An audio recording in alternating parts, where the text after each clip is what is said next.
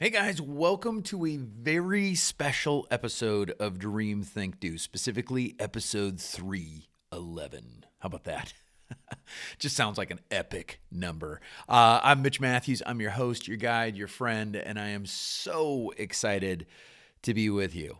And in fact, if I'm going to be completely honest, I'm also just a little bit nervous, like nervous in the right kinds of ways. But the reason for that is I love bringing these episodes to you, but with this particular episode, I get to make a big announcement, and that is to invite you to dream together. Yeah, that's right. To dream together with us using our brand new app. How about that? An app for your little smartphone, all that stuff. I'm so excited about this because I can't wait to share it and I can't wait to start dreaming with you. I mean, think about that. Us as Dream Think Doers getting to dream together on the same platform, getting to encourage each other, getting to help each other out, be able to just see what everybody wants to do and experience and be and all that stuff. So I'm super stoked about this, but I'm also a little nervous because we've never done an app before. And there's always a chance, like a really good chance, that something's going to break or it won't go perfectly. Something could go wrong. Dun, dun, dun.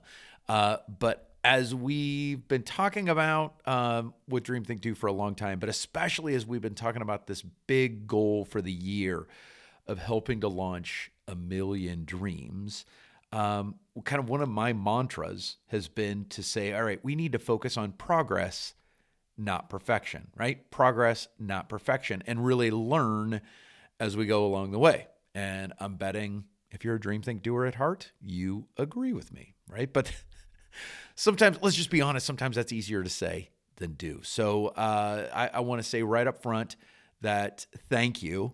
Thank you for being a safe place. Thank you for being the incredible, supportive Dream Think Do family that you are. That safe place where we can all step out of our comfort zones, right? And take some risks sometimes and to have each other's backs, even if things don't always go perfectly, right? So I'm just excited. I'm excited about this episode.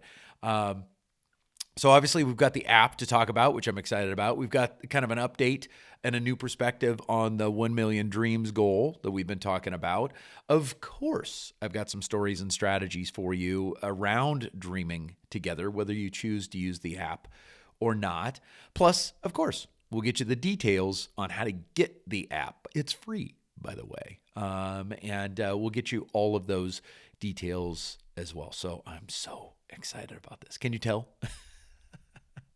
All right, so let's talk about this 1,000,000 dreams goal. It has been something we've been talking about in the last few episodes. Basically, as we kicked off the year, we laid down this dream, this goal, this audacious milestone of saying, hey, what if we could work together to help inspire the world to dream? And what if in 1 year we could help to launch 1,000,000 dreams, big or small, right? And what's been wild is that you guys have been incredible. You've been supportive. You've been excited. I mean, I've had people reach out, letting me know that they're getting groups of people ready to go, whether it's people in their family or whether it's their neighborhood or whether it's their church or their school system. I've been hearing from so many of you that you're excited about this, and I am so grateful. But I'll also say that I've had a fair amount of people that have heard about it, not people that are Dream Think Doers necessarily, not people that are hanging out with us every week, but people that just hear about it in passing and start throwing around a little doubt. You know, they start to talk about the math on that and the possibilities on that. You know, they almost say it's too big, which it is. It is. It's audacious. It's beyond what seems probable. It's beyond what most people would say is possible, but I think that's okay, right? Like sometimes it's all about taking a new perspective. And I was reminded of this recently. I was working with my mastermind of coaches. You guys know that I have this incredible mastermind of about 175 amazing life coaches, success coaches, business coaches that I work with, and I was doing some training with them here recently, and we were talking about going after big goals, goals that scare you sometimes. And as I was preparing for that, I was reminded of one of my favorite stories from the Bible. And, if you've been hanging out for a while, I'm a big Bible guy. I love the Bible. I'm not great at remembering scripture, but I love the stories in the Bible. And one of my favorites is the story of David and Goliath, right? And whether you're a big Bible person or not, hey, it's a safe place to be. You're loved. You're here for the right reasons. That's wonderful, right? But there's a good chance whether you've ever cracked open a Bible or not, you've heard the story of David and Goliath. And just to remind you real quick of the basics of the story, thousands of years ago, there were these two armies that were facing off, the Philistine army and the Israelite army. And back in that day, there were times where they just have at it. They just go to war. But sometimes what they would do is the leaders would say, all right, you send out a guy and we'll send out a guy and those guys will fight. And then whoever wins the whole war, which seems kind of crazy, but also kind of efficient, hey, that kind of makes sense, right? And that's how it went down as these two armies were facing off. But what's interesting is the Philistine army specifically, all of a sudden they said, we got a guy. Just wait till you see our guy. And Goliath emerged from the Philistine ranks, right? Like this guy was from Gath. He was huge, like massive. He would make The Rock, right? Dwayne Johnson. He would make Dwayne Johnson probably look like a small human, like very small. This guy was massive in every way. And it talks about his armor was massive and he's just immediately intimidating. Plus, he just started throwing down immediately, just smack talking, like old school smack talking. Like he would make, wrestlers, like professional wrestlers, look tame. I mean, he started making fun of their God. I'm sure he was making fun of their moms. Like he was just doing it all and saying, all right, who's going to fight me? Right. And the guys from the Israelite army were just immediately horrified, right? This enemy was just huge, massive, impossible to beat, right? And all they saw was someone that was that. They saw someone that was too big to beat, right? An enemy too massive to overcome. Now then enter in this David. Now, David was a pretty cool story. We learn a lot about him. Totally imperfect, messy, kind of a mess of a human in some ways, but did a lot of things right. And he rolled up on this thing and just about the time that the whole army of Israel was cowering in fear, freaking out, right? And David's like, hey, what's the deal? What's going on? And he hears the story, and then all of a sudden he hears this Goliath taunting everybody, making fun of everybody, including their God, which David wasn't having any of, right? And David takes a look, and he sees this whole situation from a different perspective, right? Like everybody's looking at it from the perspective of what they know and the tools that they've been using, the sword, the shield, the spear, and in every case, Goliath's got stuff that's way bigger than they got, right? So it's easy to say they're intimidated. But David took a look at it from a different perspective. He looked down at his little sling that he was real good with, right? And he said, I think I can do something with this. And what I love about this is that, the army of Israel was looking at Goliath, and they saw an enemy too big to defeat. But because David was willing to look at it from a slightly different perspective, he saw a target that was too big to miss, right?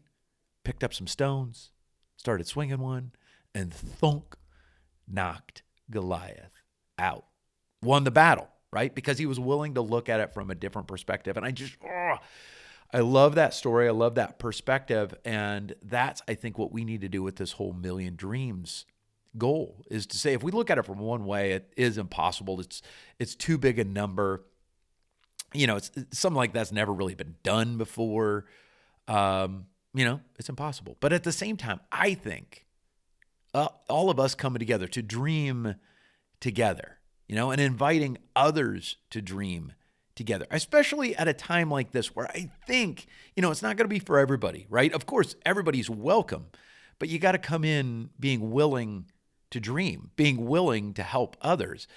And that's not going to be for everybody, right? Not everybody. There's a lot of people that are grumpy. There's a lot of people that are hurting in a way, let's just say, that they're just not willing to help others. But I think, and I bet you do too, there's a group of people out there that say, enough is enough with all this division and polarization. What if we, with all of our differences, with all of our diversity, even with some of our different beliefs and understandings about the world, what if we did come together to dream together, right? Just to help each other out. I mean, what might happen? I don't know about you, but I mean, a million dreams seems like a lot, but I got to think there's more than a million people in the world that would agree with us that this kind of thing is possible if we put our heads together, not necessarily with a profit motive, not necessarily to make big money or whatever. I mean, that I hope there's a whole lot of dreams involving businesses that make the world a better place and make a lot of money. Don't get me wrong.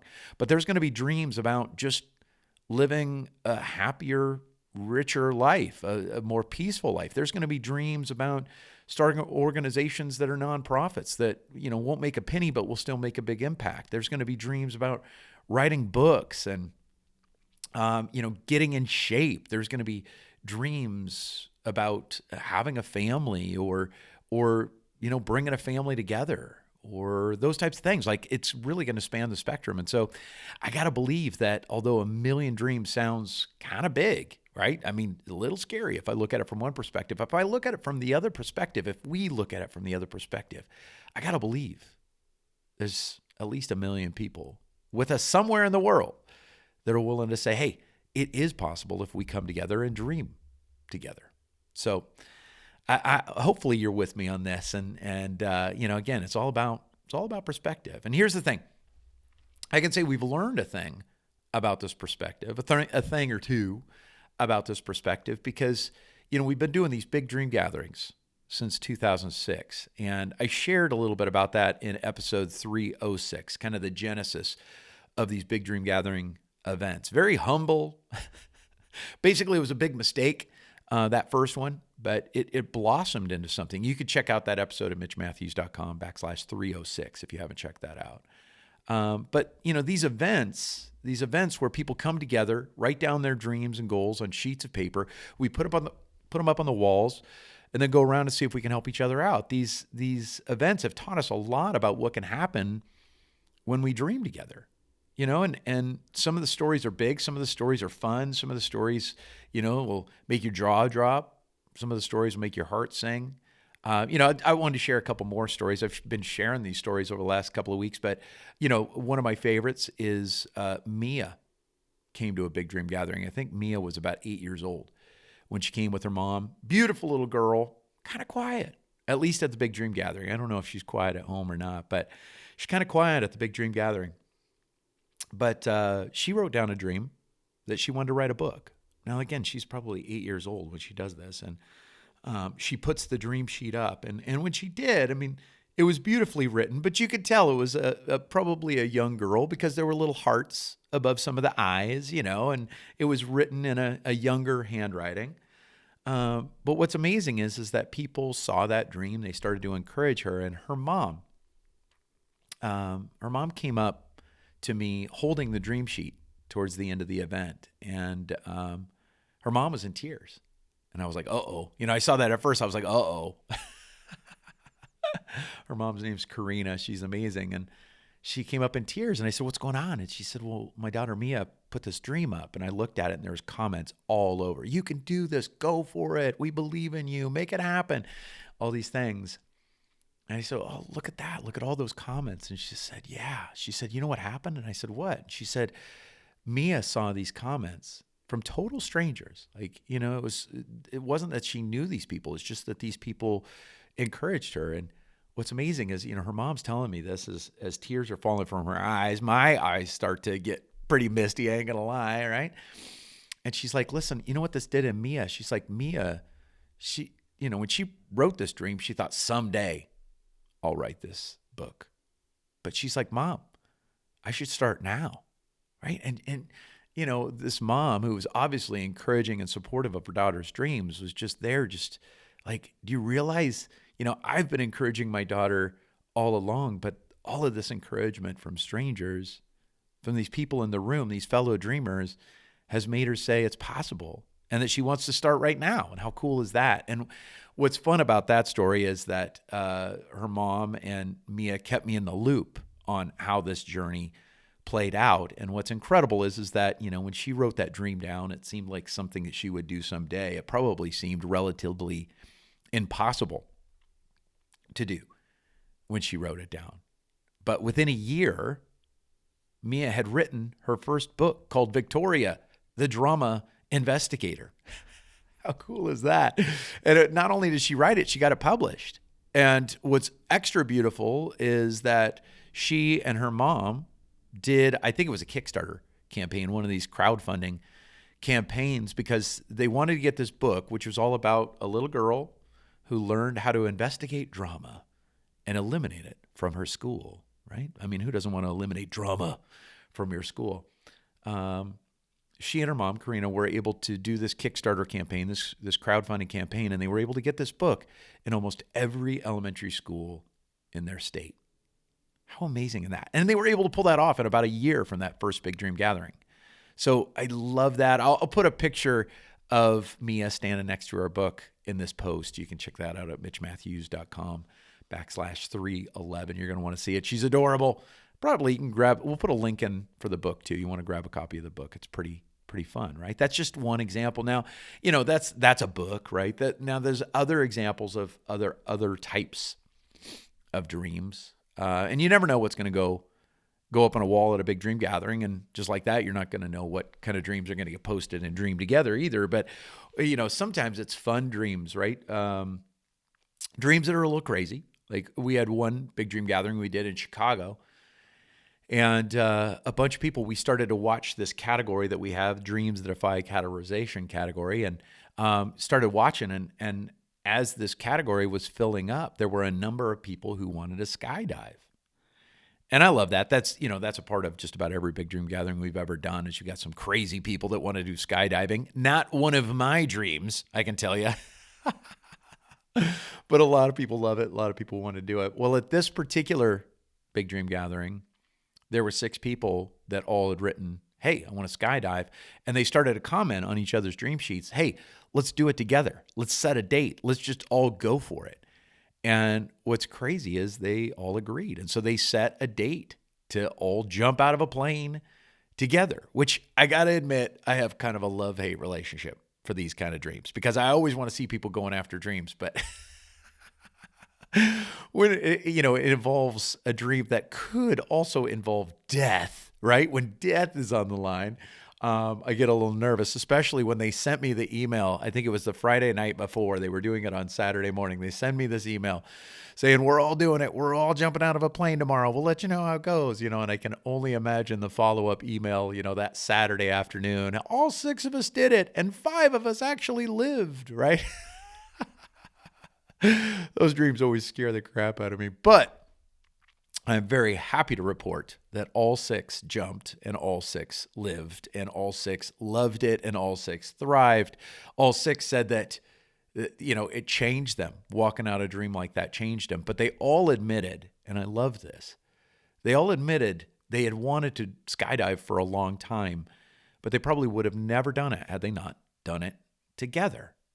Right? Which is just another example of the power of dreaming together. You never know. I mean, it's kind of admitting, hey, I need some help. In this case, it's like, hey, this dream freaks me out a little bit. I need somebody else to do it with me, right?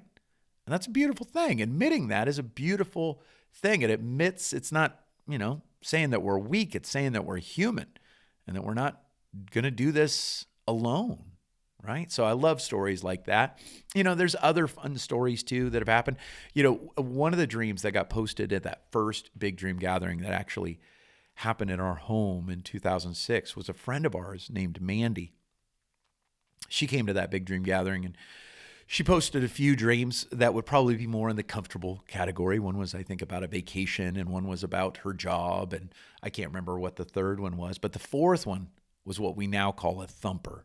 And a thumper dream is one that makes your heart race, when you write it down. A dream that, you almost don't want to make it public because you're excited about it. You know it's something you feel called to do, but it also freaks the bejiggers out of you, right? Scares you when you write it down. And this is definitely the case. Mandy wrote this dream down. And in this case, at that big dream gathering, she kind of waited until nobody was looking, so she could post the dream anonymously, but not have anybody know what the dream was. And that's because it was to help these kids that were living in a garbage dump, these orphans that were living in a garbage dump in Mozambique.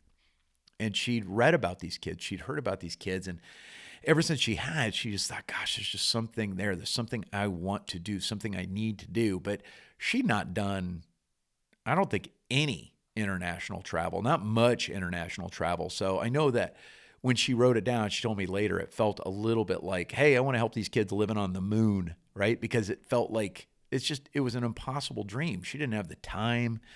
She didn't have the money. She didn't have the connections. She didn't have the experience. But she still wrote it down.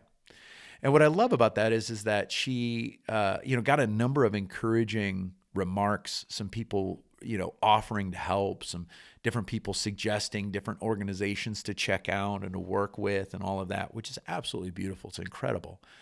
But what I love about that too is that Mandy got more bold.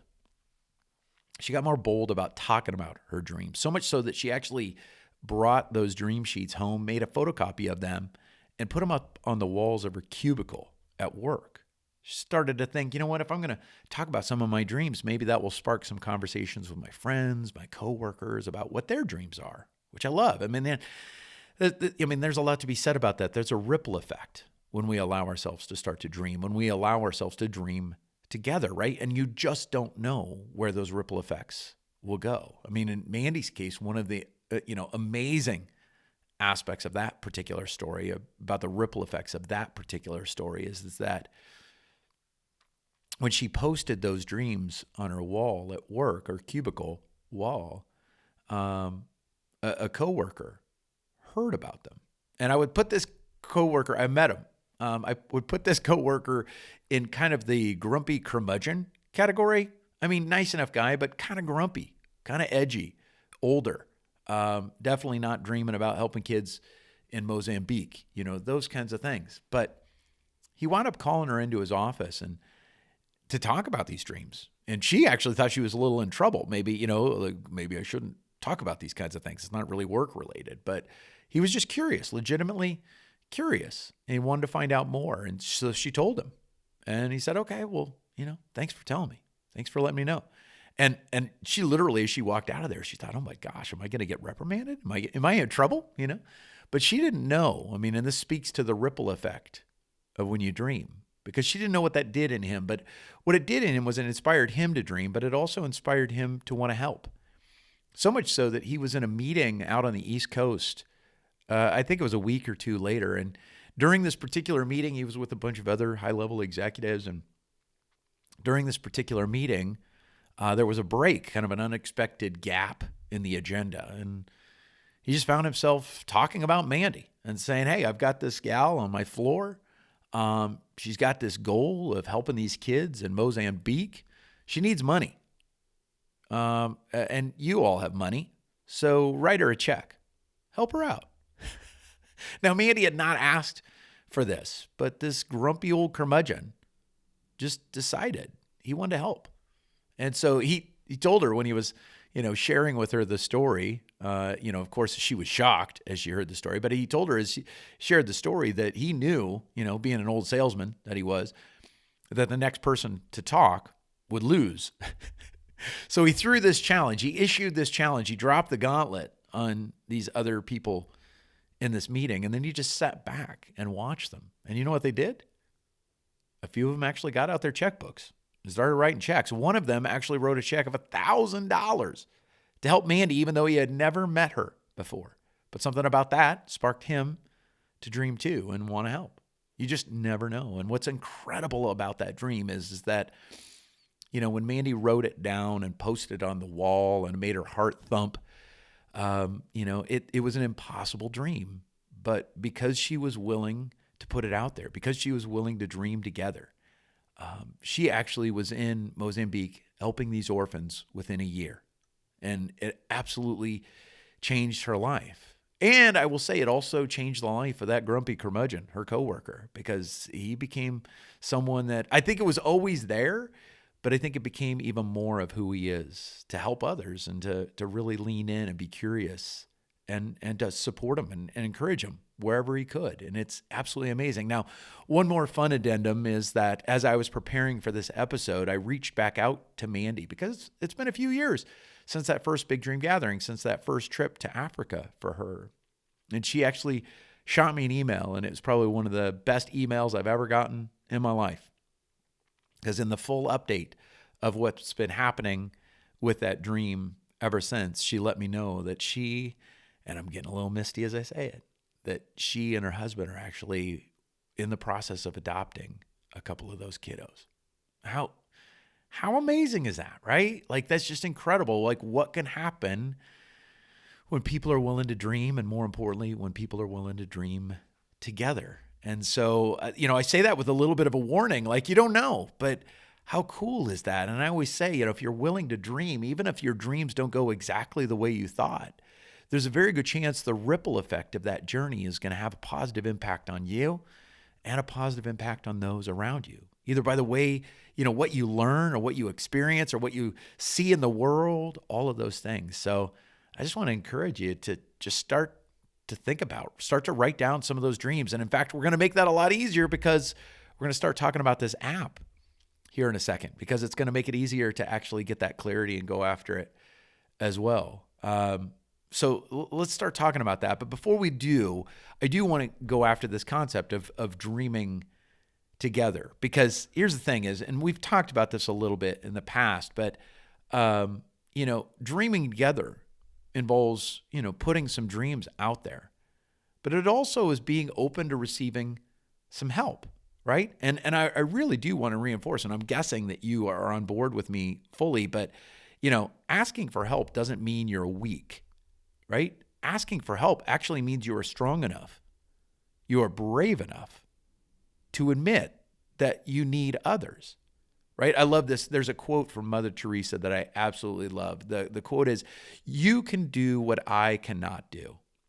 I can do what you cannot do. But together, we can do great things."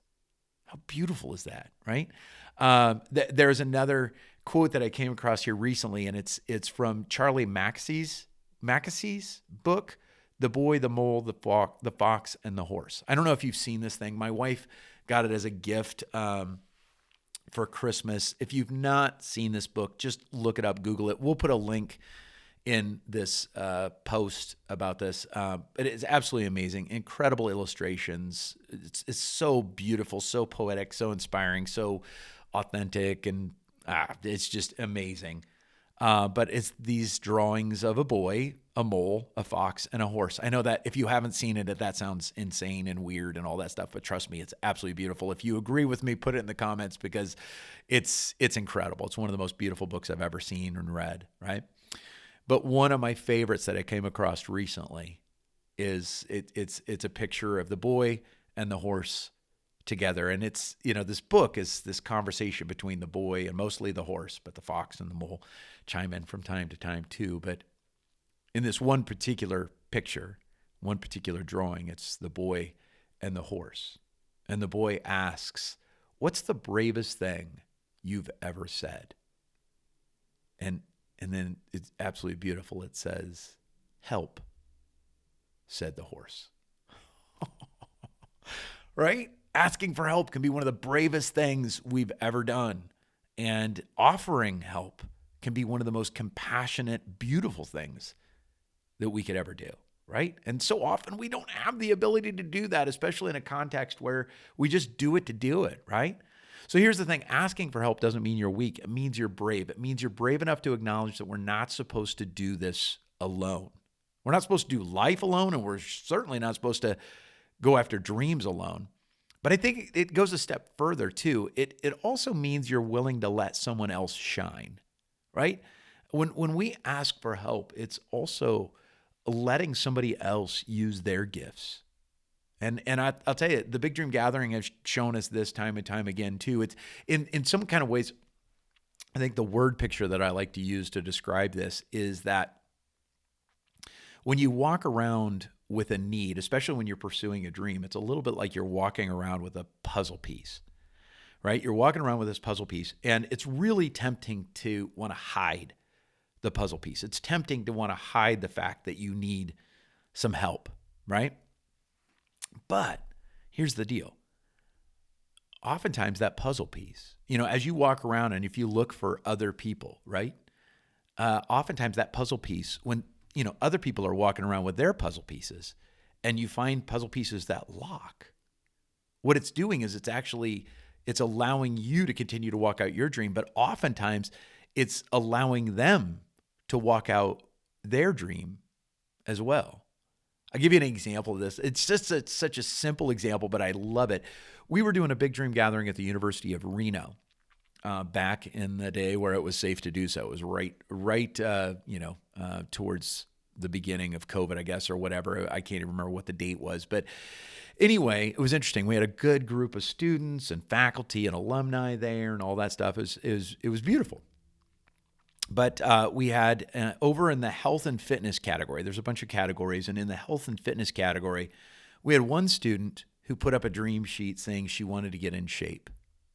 And probably about 2 feet away, there was a dream sheet from a student who said that she was passionate about fitness. And although it wasn't her major, she wanted to experiment with helping people get in shape. Now, here's the thing. When I was doing my presentation, my keynote at the beginning of this Big Dream Gathering, one of the things I talked about is that sometimes your big dreams might involve major shifts in your career, or it might involve changing your major, uncovering a new passion and going after it. But for the most part, most of the time, one of the best ways to get started is to not, quit something massive and quit your day job and, just throw caution to the wind. It's like we've talked about on dreamthinkdo. It's so powerful to just give yourself that permission to experiment. Find some small but significant ways to experiment with that dream. And so that's what the second student was doing, was saying, hey, I want to experiment with this. Like it's not my major, but I'm passionate about fitness. I'm pretty good at this. I'd like to help somebody else. And what's so fun is that they found each other. And I know this story because they actually came up to me holding their dream sheets and they were just beaming. And I said, what's going on? And they told me this story of how they'd posted these dreams. It's what we call complementary dreams. It was like one had one puzzle piece, the other had the other puzzle piece, and their puzzle pieces locked together. And what's beautiful about this is that we have continued to stay in touch and they have continued to update us that not only were they actually able to work together to help each other, one to get in better shape and one to actually figure out she really is good at helping people get in shape. But not only that, I mean, how cool is that? That would be amazing in and of itself. But not only that, is they let us know they actually become really good friends. And how cool is that? Like, that's absolutely beautiful. And it's because they had the courage, the bravery to say, I have a dream and I need some help, right? And that's, I think, what's beautiful about all of this. And so, one concept that I want you to remember is that concept of the puzzle piece, right? That don't hide your puzzle piece. Have it out there. Let people know what you need. Let people know what you're up to. Let people know what your dream is, but where you need some help, because it could very well be that your puzzle piece locks with somebody else's puzzle piece and that lets them do their thing, right? So the puzzle piece, the concept of the puzzle piece, but then also if I'm going to give you one other phrase, it's be open and be curious, right? Be open to sharing a few of your own dreams and be curious about what others' dreams might be too, right? What are a few of your own dreams, big or small, right? But also be willing to ask, hey, that friend, that coworker, that family member, hey, I'm working on a couple of my dreams. What are a couple of your dreams? Big or small. Don't make them say something that has to be a big dream, because sometimes people get wrapped around the axle on, oh, it's got to be a big dream, or, oh, it's got to be the one dream. No, it's not about that at all. What are a few of your dreams? What might be a few of your dreams, big or small? And then be curious, ask, how could I be helping in some small way? right? You don't have to have all the answers. You don't have to know anything about the dream other than maybe it's just being able to say, I love that dream. I encourage them to go after it, encourage them to get started, encourage them to experiment. And maybe, just maybe you have a suggestion or two. Maybe you do have some experience with that dream. Maybe you have some different ways that you could help. Maybe you even have a dream that might intersect with their dream. You just never know. And it's amazing what can happen when we do this with friends or family or coworkers. And now that we have the app, we're going to be able to do that with other Dream Think Doers around the world, right? In fact, what's cool about this, and this is fun, full transparency, full authenticity here, is that the story behind the Dream Together app is actually, us walking out this very thing, okay? Joel, my friend and now business partner, with the Dream Together app, came to me. We go to the same church. He's actually participated in a number of big dream gatherings over the years. They've had a profound impact on him. In that time, he has had a number of startups, a number of experiences with startups. He's just a brilliant guy, an absolutely amazing guy, heart the size of Texas, and just has this compassion to help others. But also as he's grown in his success within the tech world, and he's moved up the chain and he's been promoted a number of times and is in leadership, he started to realize he kind of misses being back in the code and creating apps and working on projects. And so, he reached out to me and said, hey, I have an itch. I have this thing. I want to get back into it, and I want to code a little bit on the side, and he'd been impacted by the Big Dream Gathering and said, hey, what if we work together to do this? Now, what's amazing is when he initially reached out on this, it was before COVID. It was before, we were ever in a situation where being in a room was an impossibility, right? So we started to work on it. But then as we started to work on this, it's absolutely amazing to see kind of what's happened, and that, now the Dream Together app is available at a time where it's real hard to be in the same room together, especially for large groups of people to be in the same room together. Now, I believe that is getting better, and we're on a trajectory that is going to be possible again soon. But what's beautiful about this app is that it allows us to dream together no matter where we're at on the planet. So I can be dreaming with somebody in Africa and somebody in Australia and somebody in Iceland, right? You could be dreaming together with somebody on the other side of the planet as well, or dreaming together with somebody in your church, or dreaming together with somebody in your community or your school or your, the organization that you volunteer for, your business. You're going to be able to dream together with people. How cool is that, right? Whether we can be in the same space or not. And that's what Dream Together is all about. So as we're wrapping this thing up, let me tell you a little bit about the app, because I'm excited to do it and a little nervous, but a little excited, very, very excited as well. So here's the thing. What I want you to do, especially if you're listening to this podcast right now on your phone, go to wherever you get your apps, whether it's Apple or Android, and just search Dream Together. Okay. And then Dream Together, you'll see 3 little kind of people as our logo, and you'll be able to click on that and download it. Open it up. And once you do, it's going to ask you to create a profile. Not surprising, right? And it's actually pretty cool. You're going to be able to put your name and information in there. You can upload a profile picture if you want to, that kind of thing. Now, what it's also going to do is it's going to ask you for a group code. And this is really important because we want people to be able to come into the app and be in a group. All right. So what I want you to do, because you're a Dream Think Doer, is I want you to add or come in through the group code Dream Think Do. Okay. Dream Think Do. Make it one word. Dream Think Do, one word. And you can use that to get started. Okay. Now, what's beautiful is that once you're in, then you'll be in the Dream Think Do group, and you can share dreams within the Dream Think Do group. And I would encourage you to do so. You'll see some of mine. You'll see some from other folks. You'll see some sample dreams as well. All of that. And I think you'll be inspired by it as you see other dreams. That's always something that helps people, is to see other people's dreams. Like, what do people, what are they dreaming? What are they working on? All those things, right? And here's the thing. What's great about that is you can be as specific or as general as you want to be. There's also going to be the ability to, add some things as far as you can add, anything that you need for that dream and anything that you also already have in place, right? Let's celebrate progress, all of those things. It's real simple, right? But then you'll be able to post it.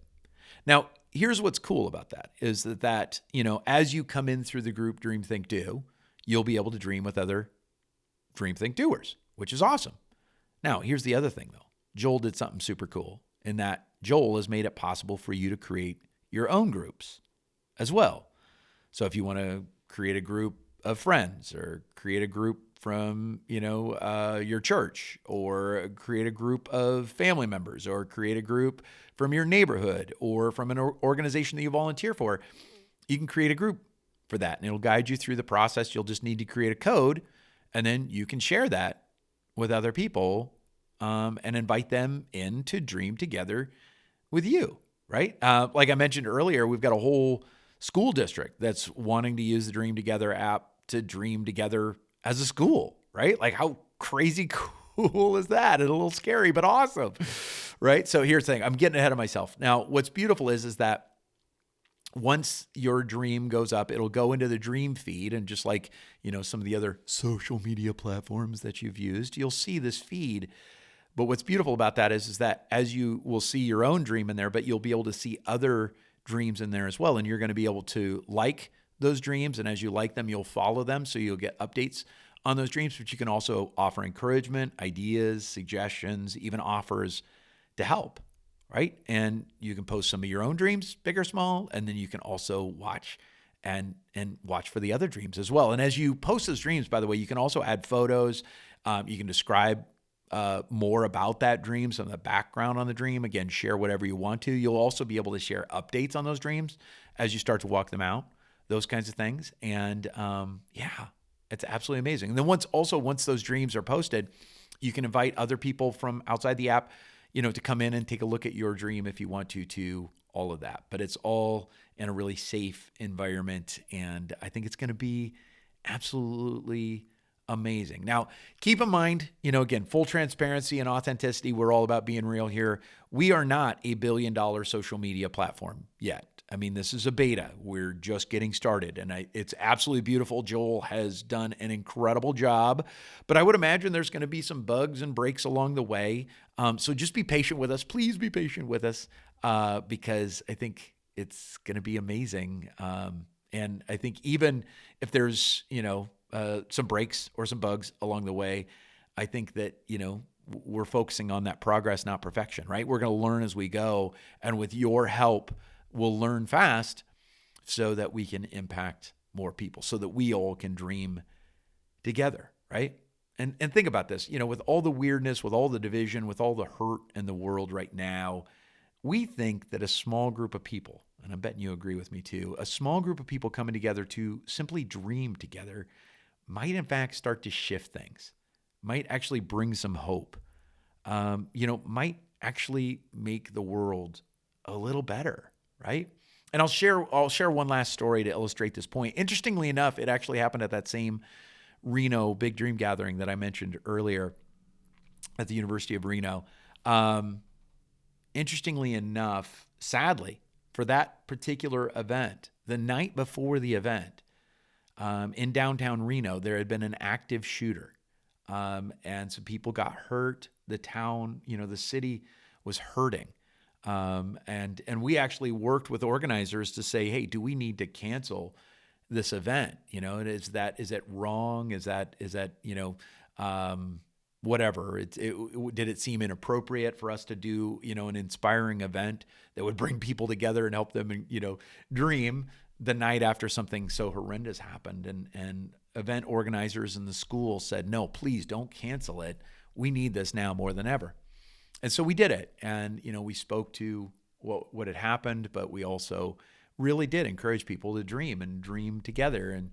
And so we did that. And at the end of the big dream gatherings, I would always do a Q&A because I love doing it. I love to hear how people were doing and the questions that they had and some of their observations. And we were doing this Q&A with a full room. And again, there were students and there were faculty and there were alumni and members of the community there. And as we were going around the room and doing this Q&A, one woman at the very back of the room raised her hand. And I called on her, and as it turns out, she was an Asian woman. I'm guessing probably early 70s. And I asked, do you have a question? And she said, no, I have more of an observation. And I said, oh, please, share it. Stand up and share it with the group. We got her a microphone, and she said, well, I just want to say, and she said it in this just quiet, beautiful voice. She said, I just want to say that I didn't really know what to expect. When I came, and a friend invited me. I didn't quite know what to expect. And she said, I had my doubts, to be honest. And she said, and I've got to admit, my heart was hurting after everything that happened last night. And there was a part of me that didn't even want to come, but I came anyway.